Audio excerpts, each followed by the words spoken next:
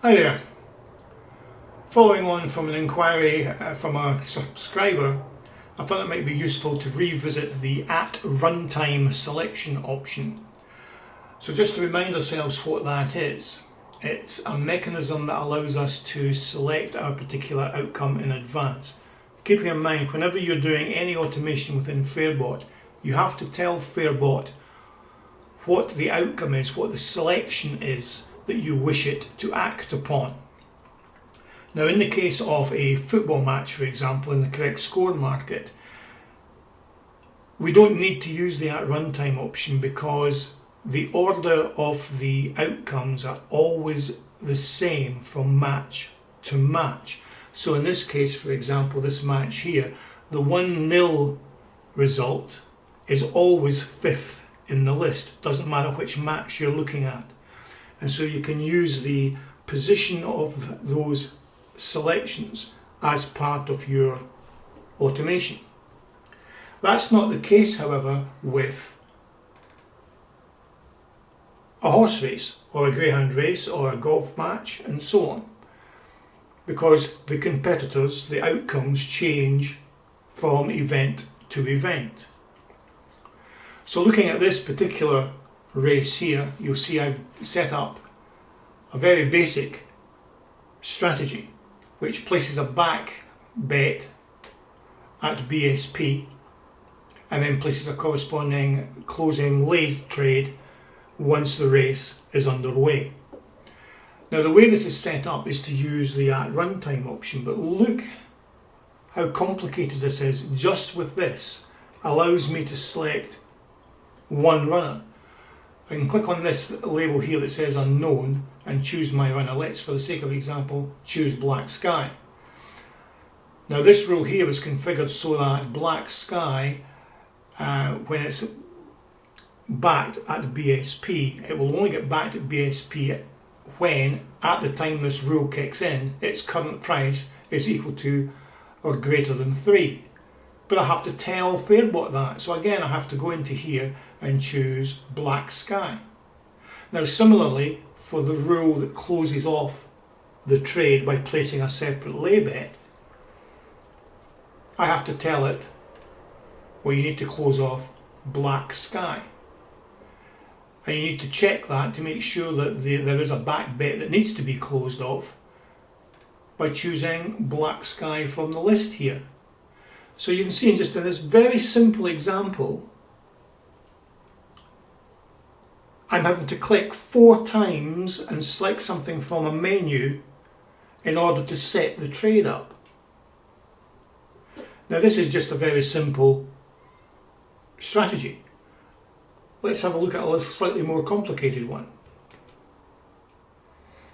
Okay, through the magic of video editing, I've taken the opportunity to expand what I had before, and this time I've got a strategy that allows me to select up to 3 runners to which I will place a BSP and a corresponding lay bet going in once the race is underway. But the process of selecting those runners is now that much worse, because I need to go in twice on each rule and choose the selection I want. So that's Archie's dream setup. I then need to do, let's say, Black Sky as we did before. So I need to go in there 4 times. And then finally, if I have a third selection, I need to go on and choose that selection as well. So all of a sudden I'm having to do this 12 times per race, with all the potential for errors as well, i.e. I may inadvertently select Showstorm on this one, which could potentially cause all sorts of bother. Now, you can imagine if you're doing this for 20 plus races each day, it's going to get a little tedious. So this is not the way to use the At Runtime option. Let's have a look at the good way of doing it. Now, on the face of it, this looks a hell of a lot more complicated than the example I gave you before. However, the eagle-eyed among you we'll notice these number 1s, number 2s, number 3s. These are all essentially the same strategy, but they've been assigned to each individual runner in the race. So you see Black Sky here, Archie's Dream, Hot Property, Grecian Legacy. So in other words, these have been set up using the apply to all rule. But the important thing to note, if you were to scroll all the way down here, there's nowhere to specify at runtime except at the very top, where there's only 3 places where you would go in and select your runner. And that's it. Significant improvement over the amount of time it would take to do this for each and every race on an afternoon. So let's quickly have a look at that rule in the strategy editor. So you'll see here it's set up with 5 rules. The first 3 simply allow you to specify the runners required. Now you don't need to select all 3, you could select just one if you want, and what will happen is nothing will happen in that, because there's no runner being selected. Fairbot doesn't know what to do because there's no selection to act upon.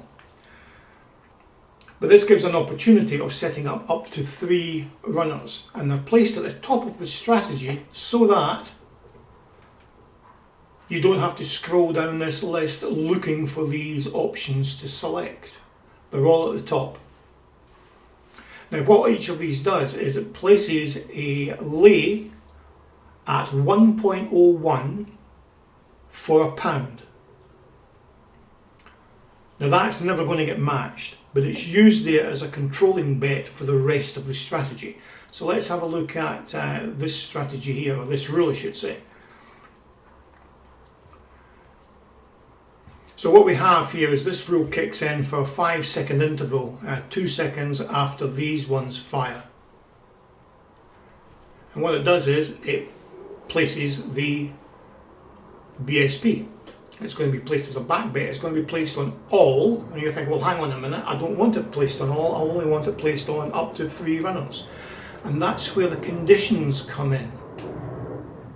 What the conditions do is it's looking for those little bets at 1.01, and if that exists on that particular runner, keeping in mind the way they apply to all option works, it will then place the BSP as long as it is currently over or equal to 3. We also have the minimum requirement for the BSP as being minimum odds of 3. But this option here allows you to specify a BSP only if the odds at that particular time when this rule kicks in are equal to or over 3. Keeping in mind that a BSP bet, when you submit it, that's it, you cannot cancel it. So that rule, this rule here, essentially looks for the 3 unmatched small bets at 1.01 and puts in a corresponding BSP bet on those runners. Anything else, any other runner that doesn't have a small bet at 1.01 doesn't have a BSP bet placed on it. Similarly, for the closing lay bets, we have an apply to all option, and it's going to put in a lay bet 5 seconds after the race starts.